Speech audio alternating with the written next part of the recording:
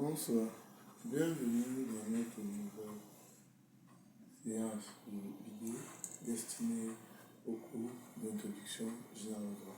Ce soir, nous allons parler de la séance numéro 1. Dans la séance numéro 1, nous allons traiter le sujet intitulé droit et droit. Dans notre précédente vidéo, nous avons fait un post-par en PowerPoint pour vous montrer comment est-ce qu'on traite un sujet de dissertation. Maintenant, nous allons prendre un exercice pratique pour que ensemble nous puissions voir comment cela se passe concrètement. Tout d'abord, nous allons commencer par la compréhension du sujet. Comment est-ce qu'on comprend son sujet? On le lit plusieurs fois.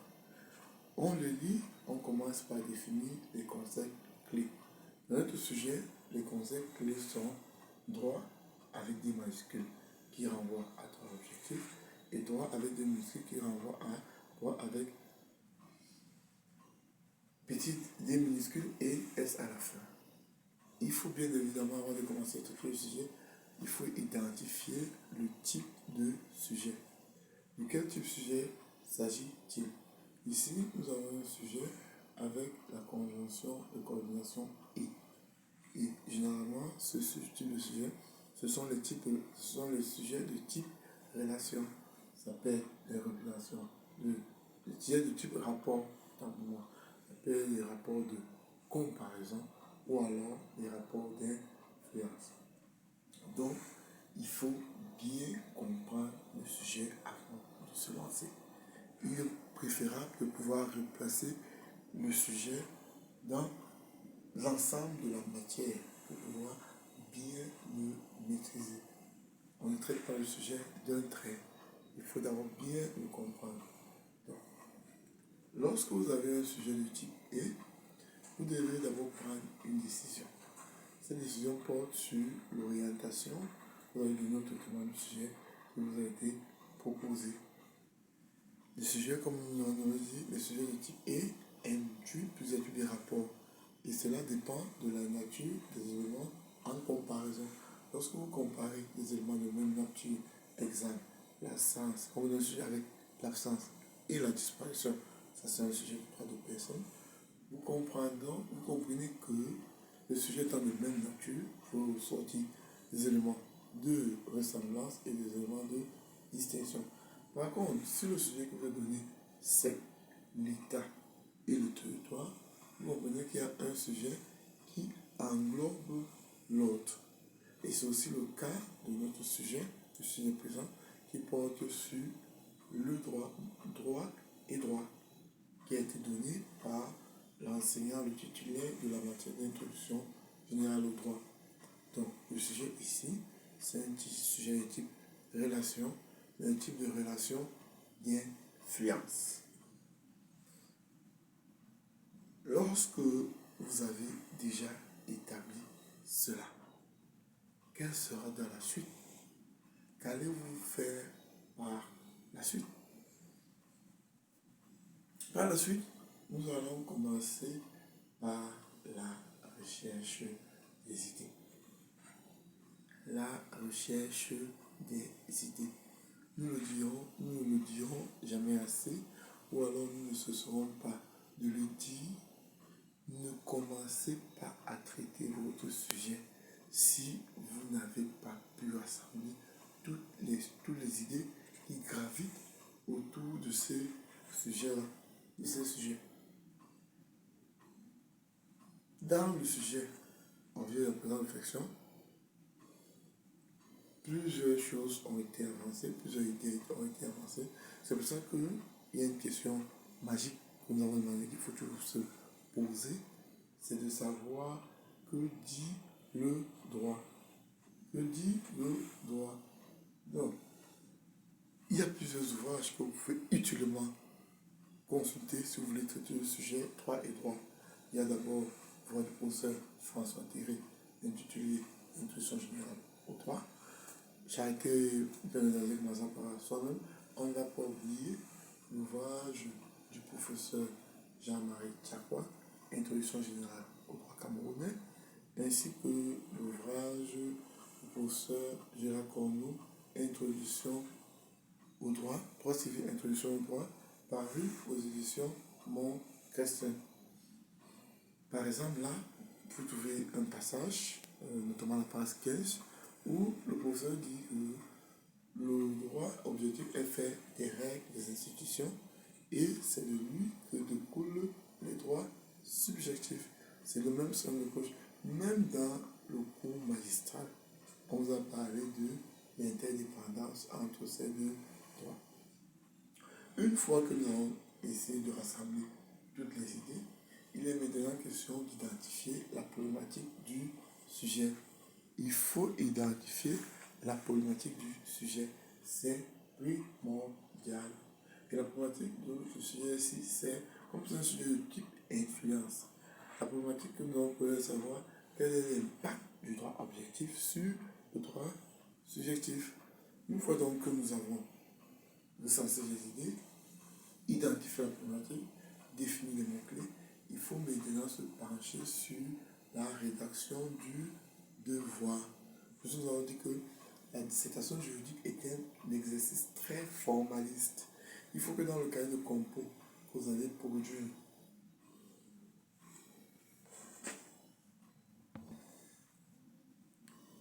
comme nous avons dit, excusez, nous avons interrompu un peu parce que le micro s'était déchargé. Comme nous avons dit, la dissertation juridique est un exercice très formaliste.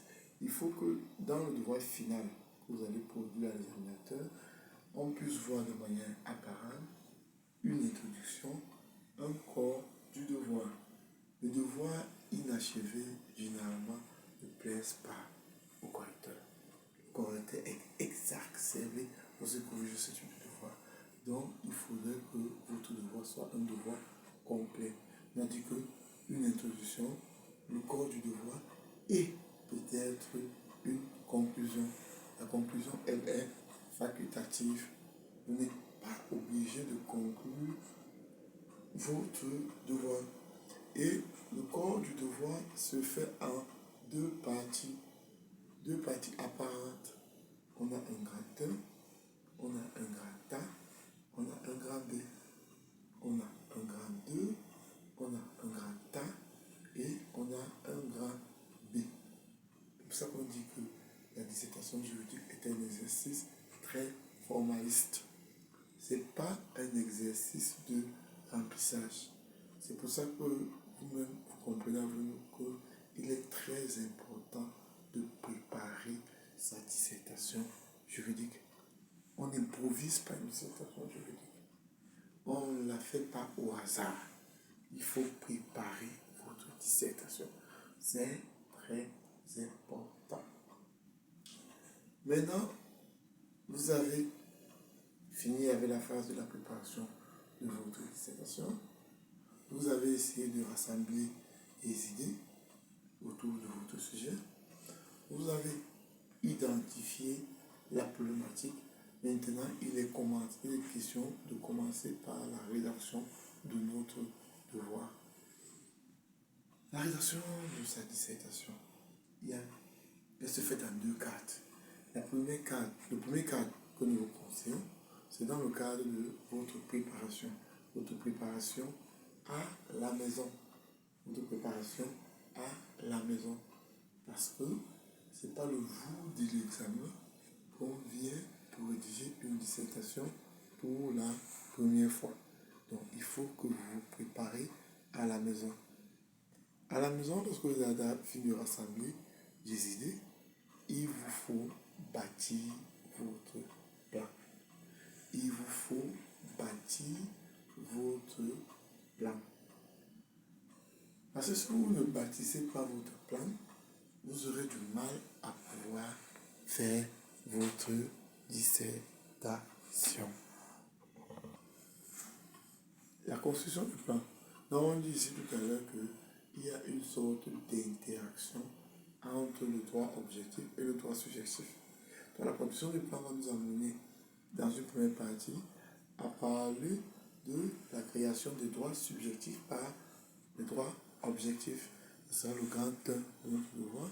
Et dans le grand 2 de notre devoir, nous allons parler de la résurgence des vicissitudes du droit objectif sur les droits subjectif. Voilà les deux mouvements de notre dissertation. Dans un grand temps, nous parlerons du droit objectif comme source du droit subjectif. Nous parlons aussi dans un grand B de la fixation des modalités de jouissance du droit objectif par le droit subjectif. Ça veut dire que c'est le droit objectif qui précise le contenu du droit subjectif.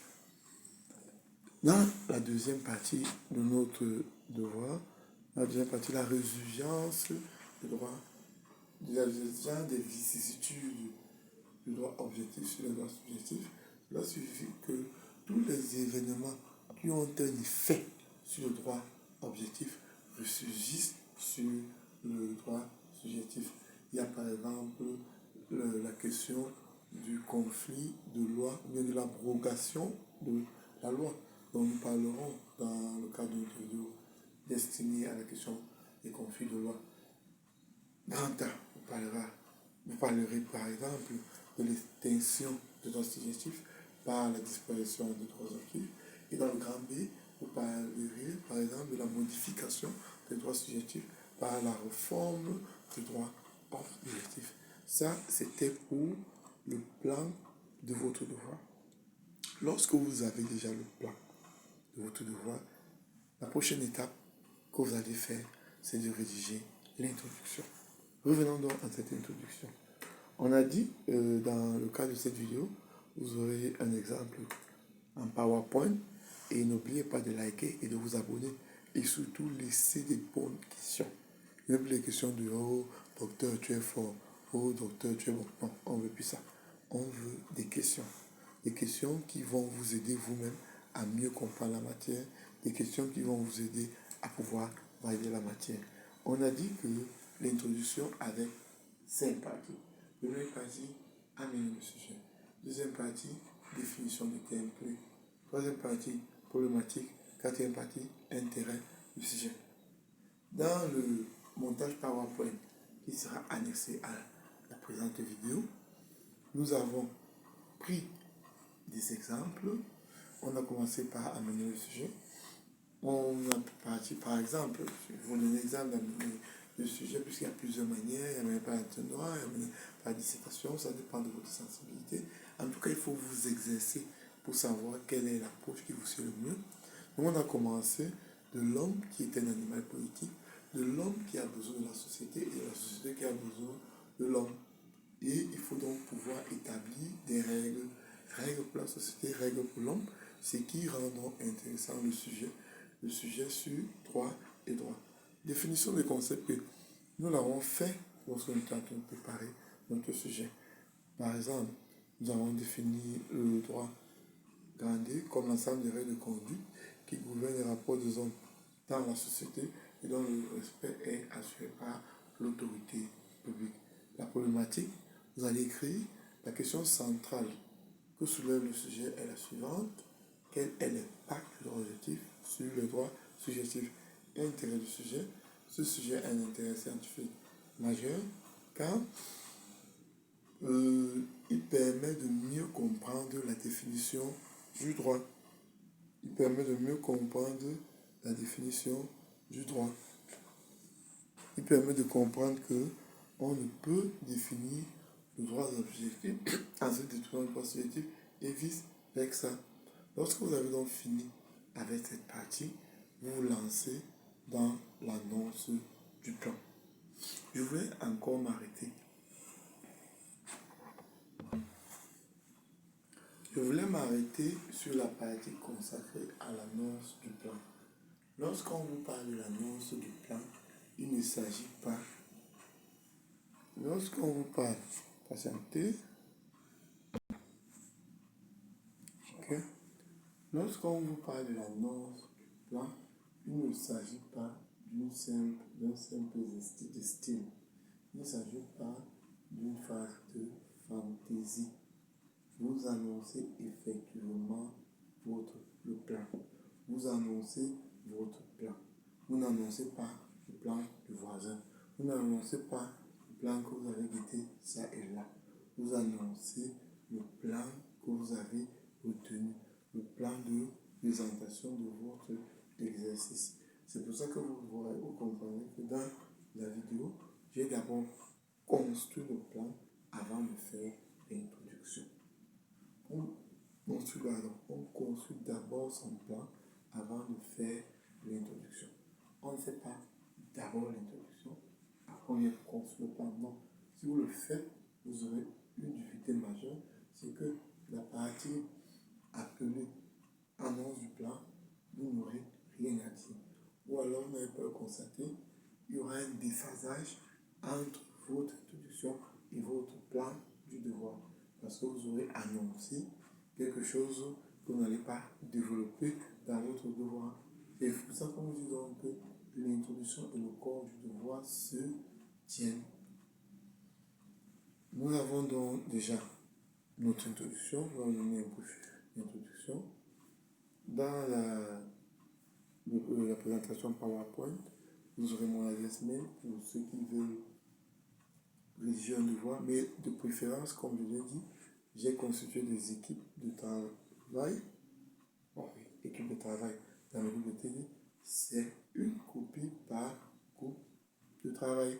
Parce que vous êtes nombreux, je peux pas avoir la possibilité de corriger vos copies et de faire mes travaux personnels. Encore que nous sommes dans la phase de télé et qu'on doit pouvoir travailler avec d'autres personnes et pouvoir les aider. Donc, si vous avez d'abord n'oubliez pas de vous abonner, vous likez, vous partagez. Je vous ai dit qu'on va maintenant vous influencer dans le droit aura.